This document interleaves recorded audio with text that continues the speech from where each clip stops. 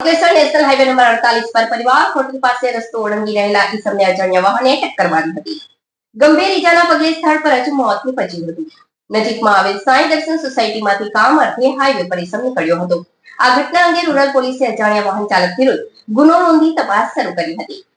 અંકલેશ્વરના કાપોદ્રા ગામની સાંઈ દર્શન સોસાયટી ખાતે રહેતા 50 વર્ષીય ગોવિંદસિંહ ચૌહાણ રાત્રિના પત્નીએ રોકવા છતાં તેનું માન્યા વગર હાઈવે પર કામ અર્થે નીકળ્યા હતા. તેમની પત્ની પ્રેમાદેવી દ્વારા તેમના ઓળખીતા શેર મોહમ્મદ ખાનને ફોન કરી પોતાના પતિ તેમનું માનતા નથી અને હાઈવે તરફ નીકળ્યા છે તેઓને ઘરે લઈ આવવા માટે જાણ કરી હતી. જે ફોનના આધારે શેર મોહમ્મદ ખાન બાઇક લઈ નેશનલ હાઈવે નંબર 48 પર શોધવા નીકળતા પરિવાર હોટલ પાસે લોકટોળા એકત્ર થયેલા નજરે પડતા તેને તપાસ કરતા રસ્તો ઓળંગતી વેળા અજાણ્યા વાહનની ટક્કર મારતા ગંભીર ઈજા સાથે ગોવિંદસિંહ ચૌહાણ પડ્યો હતો. જ્યારે અજાણ્યા વાહન ચાલક અકસ્માત સર્જી ગાડી લઈ ફરાર થઈ ગયો હતો. અકસ્માતને પગલે સ્થળ પર રહેલા ઈસમો દ્વારા 108ને જાણ કરતા 108ની ટીમ સ્થળ પર દોડી આવી હતી અને ગોવિંદસિંહ ચૌહાણને તપાસ કરતા તેનું મોત નીપજ્યું હોવાની પુષ્ટિ કરી હતી.